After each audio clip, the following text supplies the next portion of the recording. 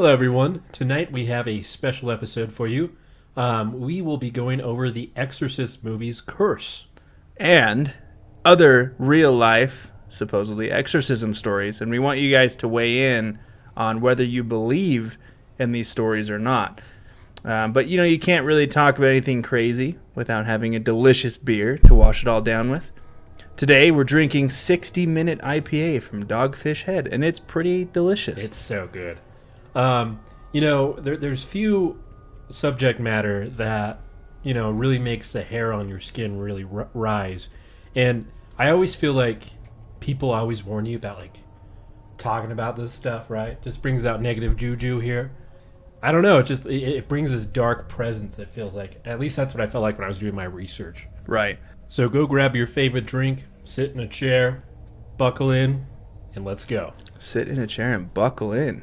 Put the buckles on your couch, buddy. So what exactly is an exorcism? How would you describe what an exorcism is, Cleet? Well, you'd have to talk about demonic possession, right? It's the override of your brain controlling your body by some foreign entity. And an exorcism, I would say, is the process to remove that entity out of your body. Right. Now, next question, though, that begs here is every possession demonic, though? I don't know. I would assume so, but I have no idea. See, these are the questions we're going to try and unravel. Like, if you are being overtaken, if your mind and your body and your soul is being taken over, is it always demonic? That's a question. But, you are on the right path there. So an exorcism, described in the dictionary, if you will, is the expulsion or attempted expulsion of a supposed evil spirit from a person or place. So it doesn't always have to be a person either. It can be a specific place, like a home. Yeah, that makes sense. Or a school bus. They talk about energies in houses. I think my house has a certain energy too. Yeah. My old house did. My wife would say that our new house does. She's a lot more in tune with how things feel and reading the energies and stuff. I'm not. I'm I think it's pretty cool here. I think it's fine. But our old house for sure was definitely something going on with it. So interesting. So I think how we'll start these things off is we'll talk about some of the stories of real life exorcisms that have taken place in the years. But I think that everybody was introduced to exorcism with the movie, which came out in 1973. I'll let you talk about that piece more. But really, exorcism has been a big piece of almost every religion throughout recorded history. When you think about it, ancient Babylonian priests would perform exorcisms via voodoo-like rite. Ancient Persians were saved from demonic possession via holy water, where that came in. And the Bible even recounts many times where Jesus would cast out demons from people believed to be possessed. Right. Mental illness has been along forever. Right. And one has to try to delineate between what is mental illness and what is demonic possession. And if there is even demonic possession, is it just mental illness? Who knows, right? But it would make sense that it would transcend culture. Right. It's like that age-old battle between science and the paranormal belief, right? So the first story here that we'll cover actually goes back as far as 1778. So, just a few years ago, nothing crazy. An English tailor by the name of George Lukens started behaving erratically, very odd. This included speaking in strange voices, making inhuman noises, singing hymns backward, all the typical things that movies portray as being possessed, right? Speaking in tongues, all that crazy stuff. There was a ceremony that was held in Bristol's Temple Church where 7 priests commanded the demons who had supposedly taken over his body to leave once and for all, as it was not welcome. When the ceremony was over, Lukens recited the Lord's Prayer as if nothing had happened. He thanked the priests and went about his day. So, it's kind of one of the more mild ones. He started, if someone's acting erratically like that and they're really experiencing these very demonic symptoms and you just surrounded by priests, they're commanded to leave, you go about your day, what are your thoughts on that? Just from pop culture, I would say when I think of an exorcist, I imagine this long process and it's very difficult. Right. And emotionally taxing. Right. And not everybody can perform an exorcist, right? It's not like you and I could just do one. You have to be a very high member of like the Vatican almost, to perform an A exorcism. religious figure, right? Right. So that's one of the few stories that actually ends on a somewhat positive note, right? Because he was possessed, but then left. It didn't follow up with anything after that, so I would assume that he was pretty clear. So this one, not so long ago, 1842, in Germany, some villagers noticed strange goings on at the home of a 28-year-old woman named Gottlieben Dittis. Dittis would claim to all of her neighbors and family and friends that her house was haunted, and she would describe that she would start to slip in and out of like this trance-like state. Like she would be conscious one moment, she's recollecting what she's doing, and then all of a sudden she'd like remember, like time would just disappear, and she's like, I don't know why I'm here. So like just phasing in and out of this reality. But it was only when a religious pastor commenced an exorcism that things went truly crazy. So she started, I would just think that like you said, like mental health, like is that something that's happening? Is she experiencing something that's causing her to lose track of time, because there's a lot of medical things that can do that. Catatonic schizophrenia. Exactly. Once they started doing this exorcism, she became extremely violent. They even had to use physical restraints on her because she was just thrashing everywhere. Now get this, the exorcism lasted for 2 years. What? Yeah, on and off. So they would come and perform a piece of it, and then they would go home. Some of the craziest things that would happen during these exorcisms, Dittis would vomit glass. She'd vomit nails, blood, all that crazy stuff that you might see in an exorcism video, but she's vomiting all this stuff up. Like, I can't even imagine being in the same room and seeing this unfold. Right. So finally, Dittis informed everybody that the demons were gone. She's like, okay, yeah, I feel like they're gone. And she stated, quote unquote, that Jesus is victor. Another one that you could say ended happy, a little bit more crazy. But if you know somebody that's starting to just growl demonically and recite hymns backwards, contact some help because it's not normal. So there was a couple things that I researched. Obviously, all this came online, but I was actually, because we use Reddit a lot in our episodes, there's a lot of really cool stories that people share online. So I went to Reddit and I was like, I'm curious if I can find a story of someone that's personally witnessed an exorcism. So this story comes from Sorkajan, I believe is how it's pronounced. So this is what he wrote. So what year did it happen?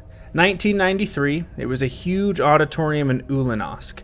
Keep in mind, this was only a few years after the Lenin Tower was pulled down and the USSR was absolved. This being the birthplace of Lenin, there were either very radical, extremist, and militant groups or communist Lenin sympathizers. In fact, one day while my father was holding a doll that he had bought as a souvenir, we were walking to Lenin's memorial and he had about 20 soldiers hold him at gunpoint.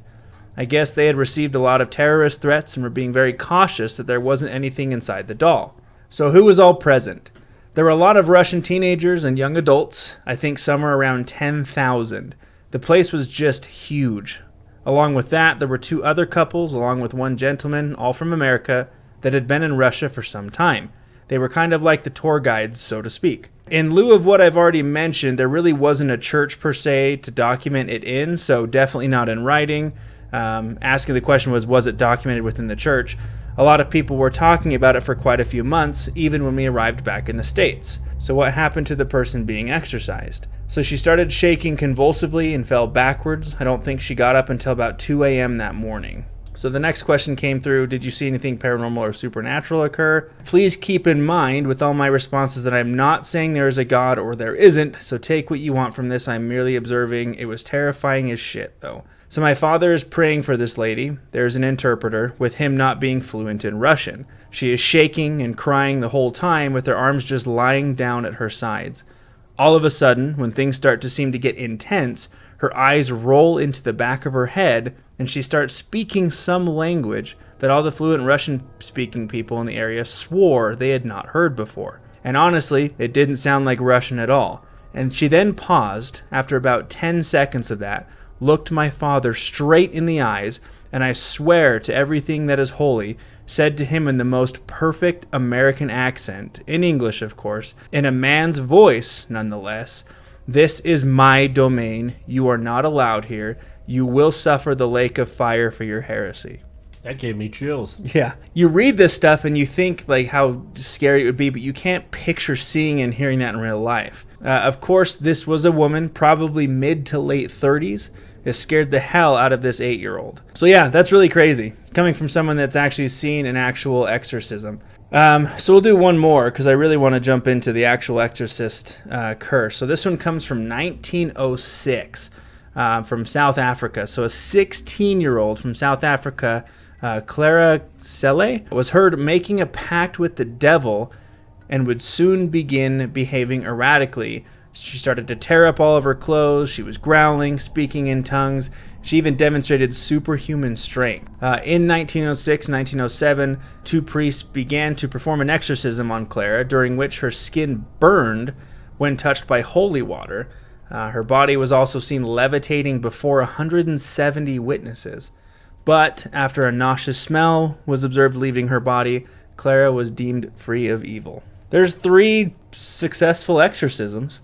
I think what we'll do, we might have to branch into a second part of this one just because of the amount of content that we have. But I think next time, too, we can talk about some that didn't quite go so well, because I know there are a few that didn't quite end in such a happy ending. So, but there's just a few stories on exorcisms and stuff, but I really want to dive into the whole exorcism curse if you haven't heard of what that is.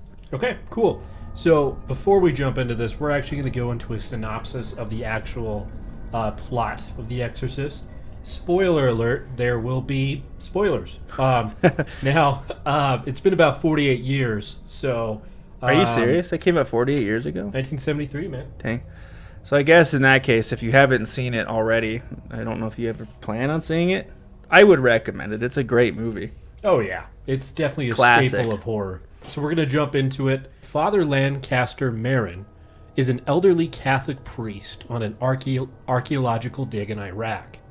Marin has a sense of foreboding and encounters a number of strange omens, including an unearthing of a series of confusing items, a near miss with a runaway horse-drawn carriage, and a clock that stops ticking in mid-stroke. Finally, Marin discovers a statue of a bizarre demonic figure.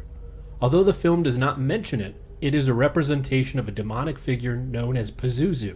Back in the United States in Washington, D.C.'s upscale Georgetown neighborhood, a successful actress named Chris McNeil begins experiencing strange phenomena. Chris lives with her 12-year-old daughter, Reagan, her personal assistant, Sharon, and 2 housekeepers. Reagan's father is estranged for reasons unknown. There are mysterious, unexplained sounds in the attic of the house, which Chris attributes to rats. Reagan slowly begins to exhibit strange behavior, undergoing behavioral changes, much like depression and anxiety. She turns up in Chris's bed one night, complaining that her bed was shaking. Chris was working on a new movie in Georgetown with a director known as Burke Dennings. While filming a scene one day, she notices a young Catholic priest watching her. His name is Damien Carras. Father Carras has a background in psychology and counsels parishioners at a nearby church. Chris also notices him while walking home from a shoot one day. Carras is a thoughtful, conflicted man. He discusses his vocation with a superior and asks to be transferred because he feels he is losing his faith. He also has an elderly mother who lives alone in the slum in New York. He visits her and is reminded of how lonely her life is, and he feels guilty that she has to live in such poor surroundings. The strange occurrences in the McNeil's house begins to increase. Reagan reveals that she has been playing with a Ouija board and claims that she has the ability to communicate with a spiritual entity all by herself. A nearby Catholic church is desecrated.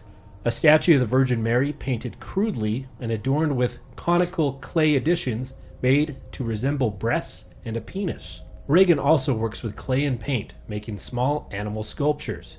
Meanwhile, Father Carras's mother falls ill, and due to a lack of funds, she is placed in a very shabby hospital and resigned to a ward full of mental patients. Father Carras is distraught when he visits her, and she seems to blame him for her situation. Later, she passes away under the conditions, adding to his sorrow. That is so sad. Mm-hmm. I need to watch the movie again because it's been a hot minute since I've seen it. I was thinking about while writing this is he's losing his faith. He chose the life of a priest, and his mom dies in like horrible conditions of poverty.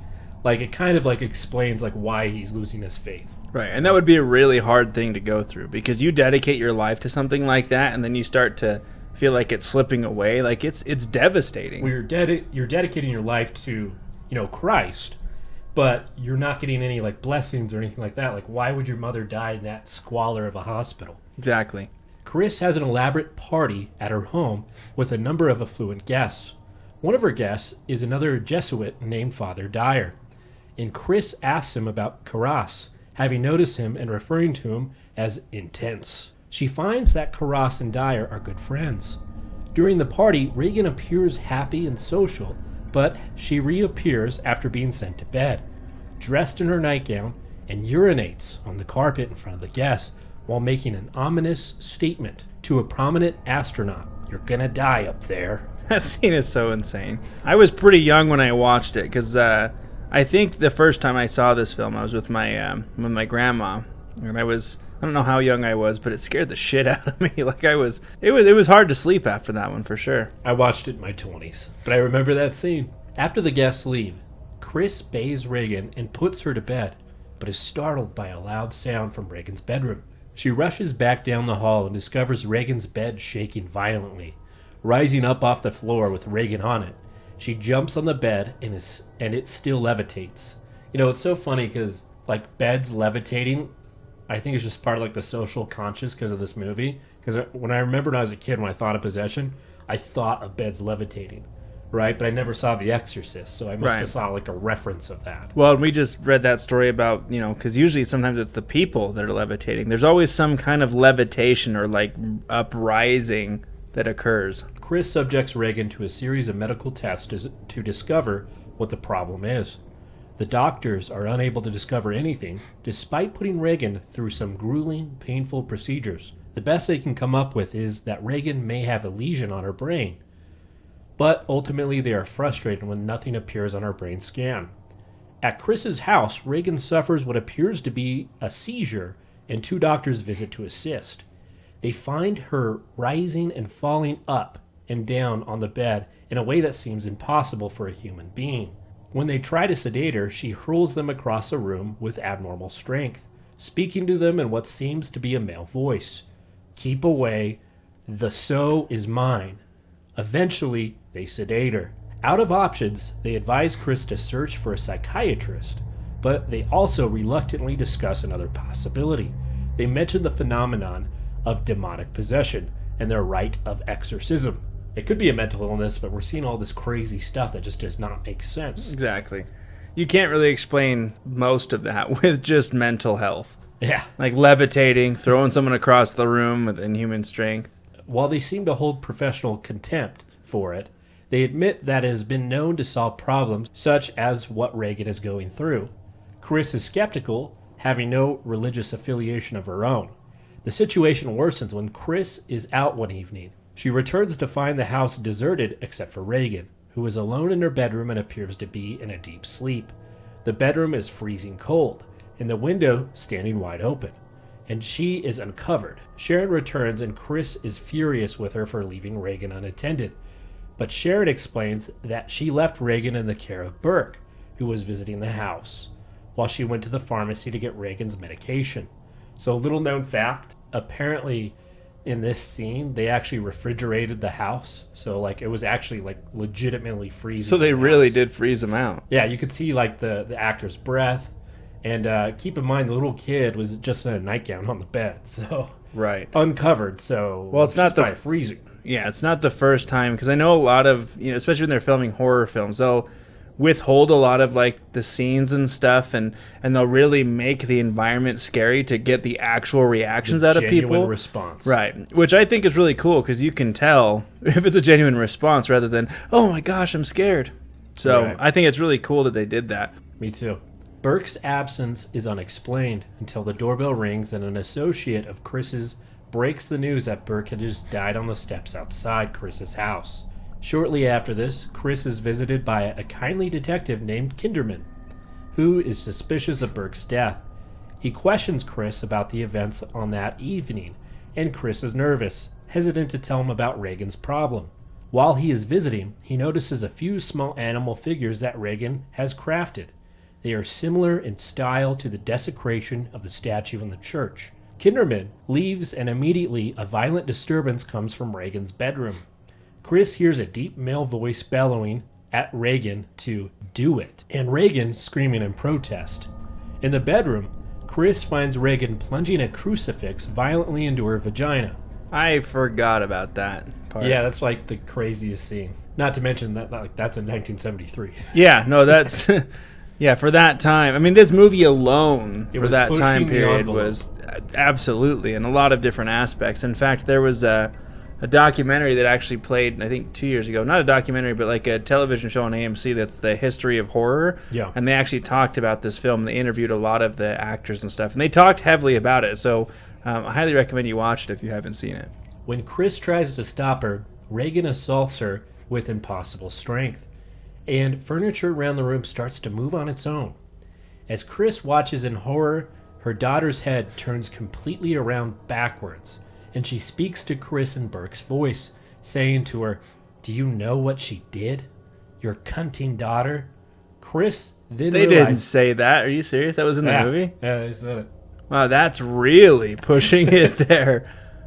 Yeah, it was not PG-13. Did you see the way I looked at you? I was like, wait, what? Chris then realizes that Reagan is responsible for Burke's death. Desperate, Chris arranges to meet the father Karras, and when she mentions the notion of exorcism, Karras is almost amused. He tells her that the exorcism is nearly unheard of, and that he doesn't know anybody who's performed one. Chris is distraught and convinces him to meet with Reagan anyway. Karras is shocked by the girl's appearance. She is tied to the headboard of the bed, her face misshapen and covered in lesions, her voice deep and gravelly. Reagan announces that she is the devil and toys with Karras in a number of ways, seeming to make a drawer next to the bed open by itself, then speaking to Karras in a number of languages. She also conjures up the voice of a subway vagrant that Karras has encountered alone earlier. Karras remains unconvinced, and then Reagan claims, "Your mother's in here with us." Ugh, I don't like that. That's messed up. Karras asks her what her mother's maiden name is. Unable to answer, Reagan vomits spectacularly all over him. So, I think I put this later in the script, but apparently it was only supposed to hit his chest, but it actually just went all over his face. It was pea soup. Yeah, I know that it was pea soup. I was going to say... So his reaction is legitimately genuine because he was not expecting to get sprayed in the face. Right. I mean, they tell you hey, you're going to take a projectile pea soup cannon to the chest, hits his face. You're like, yeah, that wasn't what the deal was, for sure. Chris cleans Karras' sweater and discusses Reagan with him.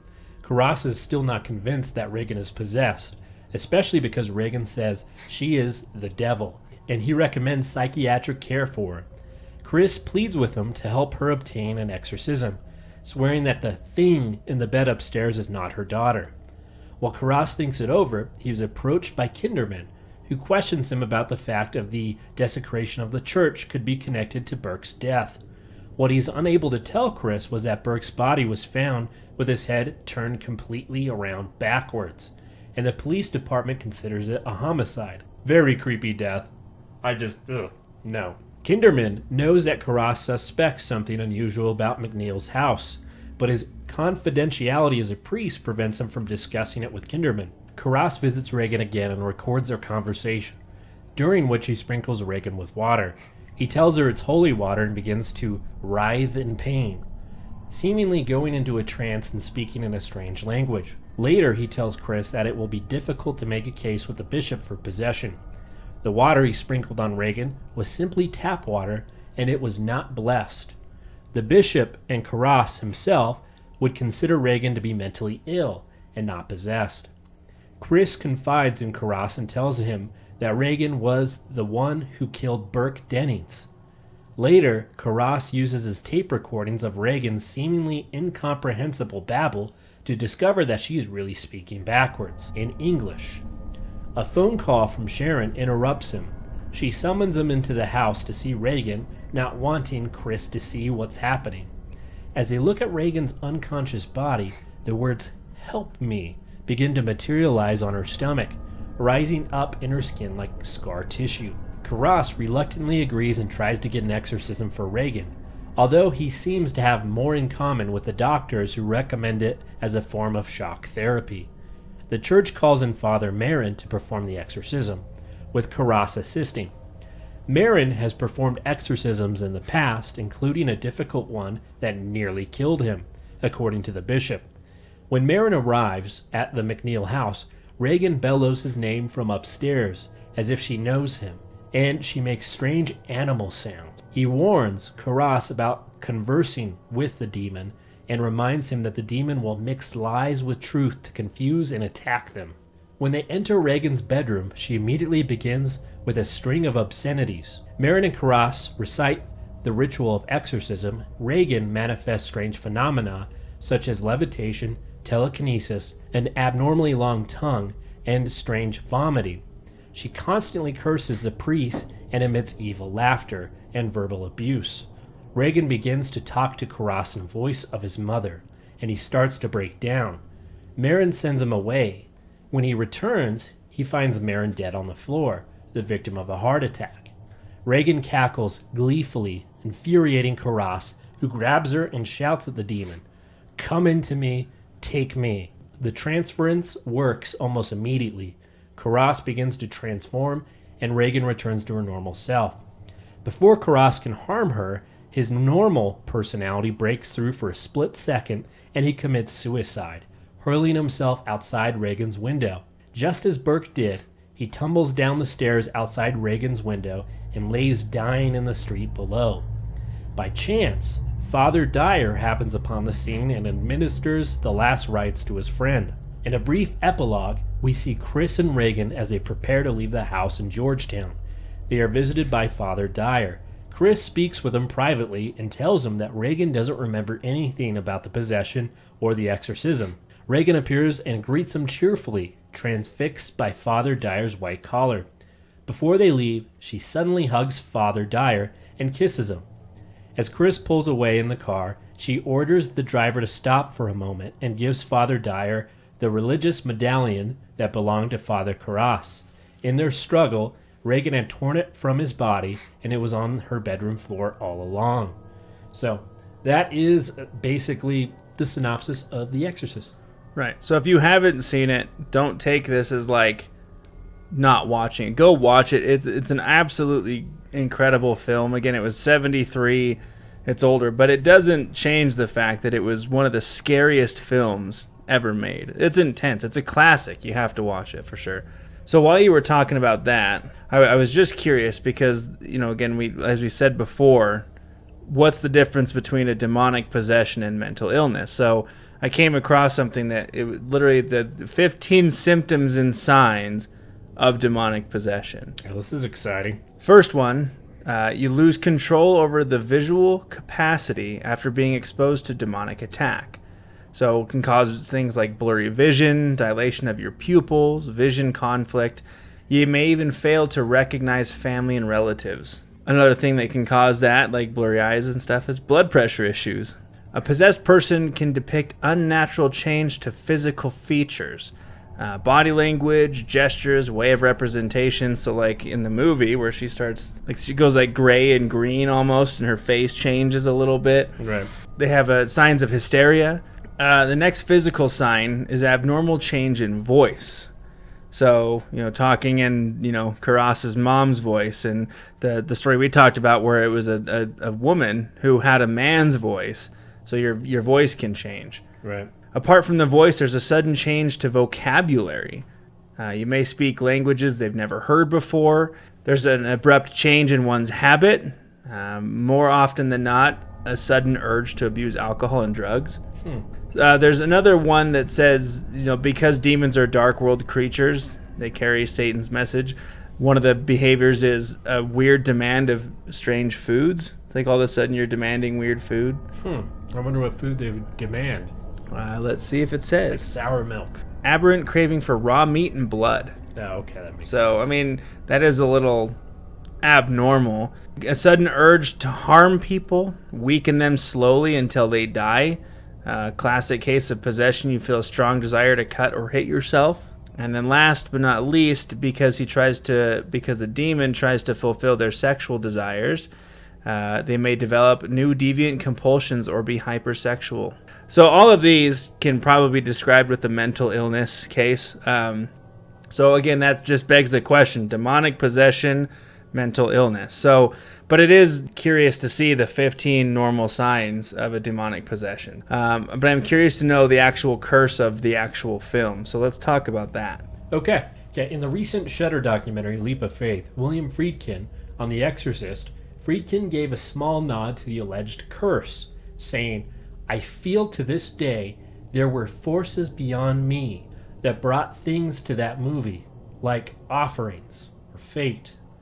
While all these various odd and tragic coincidences make for a compelling urban legend, it seems that the best explanation that anyone can come up with for the curse is the subject matter. Curse Film's episode on the subject points out that the story's demon, Pazuzu, is a Mesopotamian demon that originates from northern Iraq, but it stops short of suggesting that actually filming in the demon's backyard could have brought on the curse. Not only was Pazuzu a demon of ancient Mesopotamian religion, he was known as the king of the demons of the wind, and it is said to have also brought storms and drought. In Friedkin's quest to tell a straight-ahead story that was done as realistically as possible, he demanded to the incredulous Warner Brothers executives that the film's exteriors be shot on locations such as New York City, Georgetown, and Iraq. Oh, so I was going to ask you, because you made the comment of filming in the devil's backyard or whatever you said. I was going to ask if they actually filmed in Iraq, where Pazuzu is, heavily talked about. Yep. Yeah. So, yeah, okay. So that now is playing into why maybe they were cursed. Yeah. It's really interesting. It gets even more interesting. Okay. As a film like The Exorcist had never been made before, the studio executives ultimately gave in to Friedkin's creative demands. Instead of having to shoot in California's Mojave Desert for Iraq, he was able to actually shoot in Hatra, an ancient city 68 miles southwest of Mosul in northern Iraq. "We had to open in Iraq," says Friedkin. "Filming on location in northern Iraq was not without its challenges. In addition to only being able to film for 6 hours a day due to extreme desert heat and winds, the crew were affected by numerous illnesses throughout the shoot. Additionally, Friedkin was also not able to watch his dailies. Instead, he had to rely solely on feedback from the film lab, who could only report on how the footage looked over once-a-week phone calls." That takes a lot of, trust. It means you got to film it right the first time. Right, but to have a call and say, "Hey, how does it look?" And they're like, "Yeah, it looks pretty good." You have to believe that they're saying that, and just...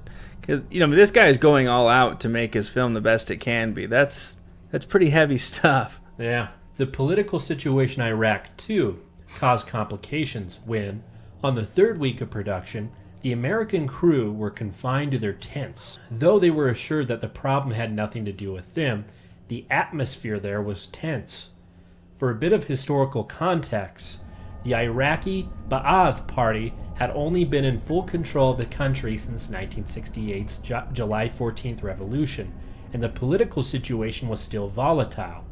On June 30th, 1973, when the Ba'athinist President Ahmed Hassan al-Bakir was due to return from a trip to Bulgaria and Poland, he was saved from an assassination when his flight was delayed several hours, causing the hit squad waiting for him at the Baghdad airport to turn on themselves and thinking their plot had been foiled. So they all just killed themselves. That's a stroke of luck.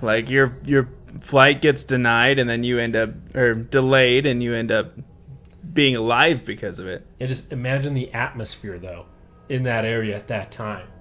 Yeah. All this political unrest. It'd be a scary place to be. Scary time. The attempted coup had been led by Colonel Nazim Khazar, then director of Iraq's National Public Security Department.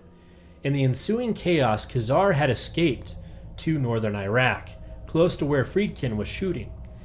Filming resumed a few days later after Khazar was apprehended, and he, along with 22 other members of the Khazar clique, were executed. Al-Bakr was later usurped by his vice president, Saddam Hussein.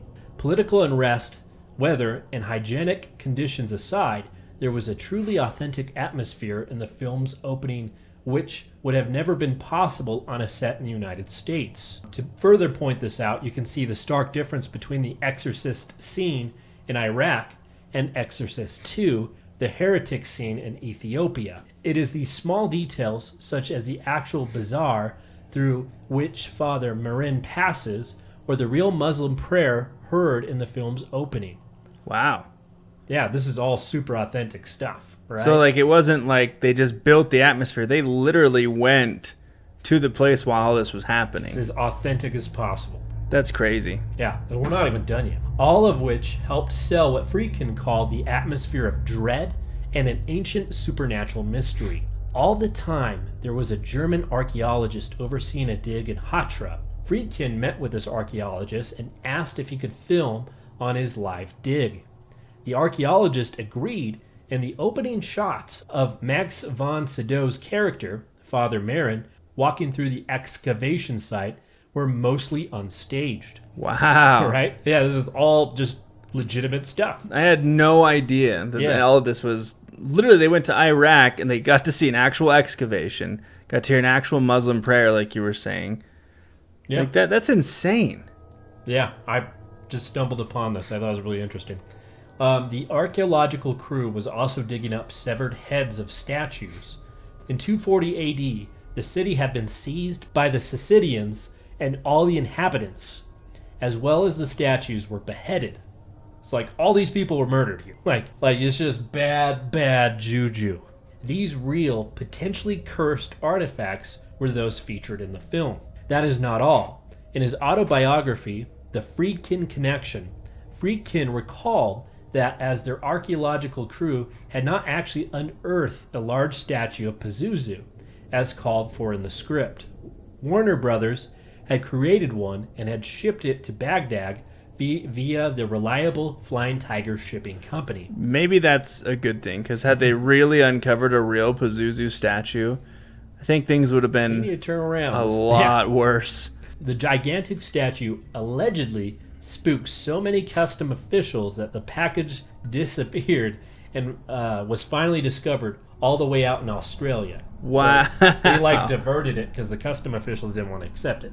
Now, you might say that it was a fake statue. You're like, okay, that's fine.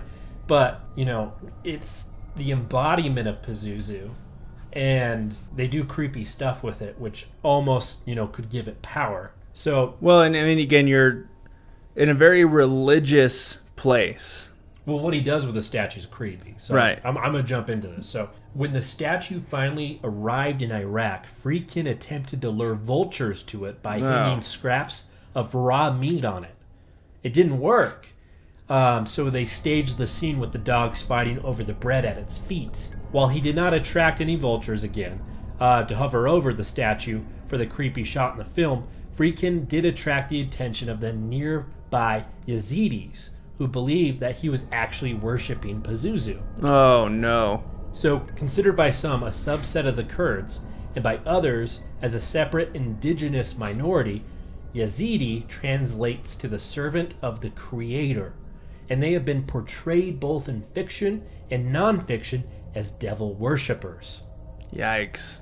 So, they're like, hey, you're worshipping Pazuzu, we're down. Oh, no. Like you're worshiping the actual devil. Yeah. Like, where do we sign? This label, however, appears to have been placed on the Yazidis by Muslims who have misunderstood their beliefs. The Yazidis are still discriminated against and or persecuted by the Kurds, ISIS, and the Turkish armed forces, as well as the Syrian National Army. The religion of the Yazidis' origins can be traced back to the ancient Mesopotamian. While the Yazidis believe in one God, there are also 7 mysteries, or angels who have been appointed by God to take care of the earth. One of these 7 mysteries is Melek Tas, an angel represented in the form of a peacock who, similarly to Iblis, who is considered to be the Quran's answer to Satan, refused to bow to Adam. While Iblis was thrown out of heaven for refusing God's order, the Yazidi religion celebrates Malik Tas' refusal as a sign that he is truly devoted to God. While a deeper theocratic study of the issue is much more complex, it is generally believed that the conflation of these stories of Malik Tas and Iblis is responsible for the Yazidis' label as devil worshippers. While the Yazidis contracted Friedkin's Ba'athist minders and requested an audience with the American, the Ba'athist officials strongly advised against the visit, as they would have to pass through Kurdish territory to a dangerous place that they could not control. So later in the 80s and 90s, this is where fierce conflict would happen between the Kurds and Saddam Hussein, and this is where the Iraqi government actually used the infamous chemical weapons against the Kurds. Wow. Little known fact. So Friedkin's direct minder decided to take the risk and disregarded the party's instructions. They brought Friedkin to meet the Yazidi sheikh who requested the meeting. As they made the drive to the Yazidi camp situated north of Mosul, Friedkin was warned not to harm the flies, which the Yazidi allowed to infest their camp, believing that they contained the spirit of Malak Tas, or his other name, Shaitan. Okay. So they're just like, yeah, don't kill the flies. Dude, because they seem like devil worshippers. Yeah, for sure. Man, you would never think watching The Exorcist that all of this happened simply filming, the first 10 minutes of the movie? Yeah, there's so much context here. And it just sets up like the curse one of the makes worst sense. curse. Yeah. So Shaitan is also Arabic for the devil, and undoubtedly another reason why the Muslim confuse the Yazidis to devil worshippers. They kind of seem like devil worshippers. Yeah, I was going to say, it's not hard to make that mistake. I'm kind of feeling that same way. As Friedkin sat with the Yazidi sheikh, all while being devoured by swarms of flies, he did his best to explain that the sacrifices he made to Pazuzu were actually for the movie. Though the sheikh would have never seen the movie or met an American, he explained that the Yazidi beliefs to Friedkin, who found them to be modest and curious. Friedkin had certainly managed to get to the very heart of his subject matter. Who is to say that Friedkin did not bring some of the religion's spirits back home with him? While most of the theories surrounding the Exorcist curse center simply around the film being about demonic possession, they stop short of getting the real compelling potential explanation. Director Bill Friedkin's insistence on shooting in the real birthplace of the film's demon and his contact with the Yazidis, who, while perhaps not devil worshippers, had a knowledge of and a very real belief in the Exorcist demon Pazuzu, are way more believable than anything else put forward by the superstitious film buffs. Luckily for John Boorman, director of the aptly titled Exorcist II: The Heretic, he largely dodged the curse when he abandoned the plans to shoot it in Ethiopia and instead shot most of the film on Warner Brothers' back lot. He did not escape the curse entirely, however, as the sequel grossly underperformed, only getting $30.7 million in the box office versus the $441.3 million of the original, and was largely panned by critics. Yeah. I mean, that's one of those movies you kind of leave alone, right? Because, I mean, again, what is a sequel other than a cash grab most of the time? It's like, oh, we had a $400 million film. Let's just make a second one to make more money. Yeah, no, exactly. I just really like this because it sets up the context of, like, the actual, like, curse, you know? I feel like it actually gives it potential, that it's plausible, that it's real. Just the whole idea that they have this Pazuzu statue and the locals are like, hey, we're down with this. Like, you know, do you need any more raw meat? Do you want us to bring some flies over here? Like, they walk over, they're like, I can get behind what you're doing. I like this. I see what you're doing. In fact, you're a few people short, so maybe we can jump in with you. All right, so that's, I guess, what would you describe, like the setup of what is going to bleed into what the curse is? Yeah, it just substantiates the curse. Okay. Right? Like, there has to be some, you know, whenever you think about curses, like, there has to be energy put into something, you know? And if you have these locals, like, having this belief in this entity, and they bring the statue of that entity there, and it looks like they're worshiping them, and the locals are like, yeah, that's interesting. We want to talk to you about this. Like, it almost brings power to some third party or entity that would go by Pazuzu. Right. No, I had no idea on all of that. I knew that The Exorcist was followed by a curse because I think it's pretty common knowledge to know that they were really haunted after making the film. But I'm really excited to dive into what the curse actually is. But I wanted to talk about another real life exorcism too while we're having a little bit of a break. So this one actually takes place in 1896, and it's actually the inspiration for the film that was made in 2016 called The Exorcism of Anna Eklund. The real girl, her name is unknown. We don't know what it is. She was born in 1882, and her father accused her of being possessed by the devil at the age of 14 because she refused his sexual advances. So, I mean, think about that. She wouldn't accept his advances, and so he said, "You are possessed by the devil." That's really sad and disturbing. After several years and 2 lengthy exorcisms, all because this guy is a creep, mind you, interspersed by foul play, thanks to Anna's father's lover, who was a woman named Mina, she practiced black magic and introduced another demonic possession. Anna was finally, the girl we don't know her name, she was finally freed of her demons in December of 1928. I mean, that one's kind of sad because literally the only reason an exorcism was carried out was because her dad was a creep and she didn't want to go into it. The last one we'll talk about here on this one takes place in 1949 and a 13-year-old boy. In the records of this case that there are, his name was changed to Roland Doe in order to protect his privacy. He was mourning the loss of a beloved aunt when he started to see and hear strange things. As the possession worsened, he began demonstrating a very violent superhuman strength.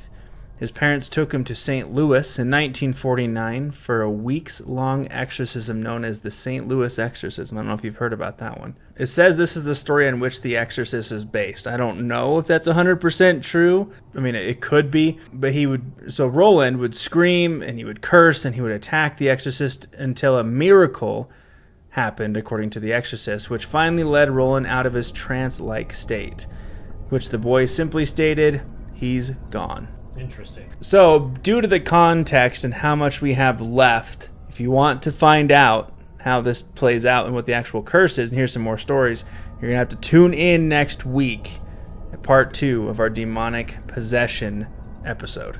All right. I learned a lot about this movie that I had no idea actually existed. Oh, for sure. I had no idea they actually filmed it in Iraq. I mean, because you think of a movie, most of it now is green screens and fake, and they can make any world they want. To know they actually filmed in Iraq during an excavation, flew this demonic statue in, and he's trying to, put vultures and stuff on it. It's crazy. It almost seems like a movie in itself. Right. Like you're going to, some tribe, you might get killed. There's a bunch of flies around. I would absolutely watch a movie called The Making of the Exorcist. Are you kidding me? I wish they had filmed all of that. Origins of the Exorcist curse. Absolutely. I think it would be crazy.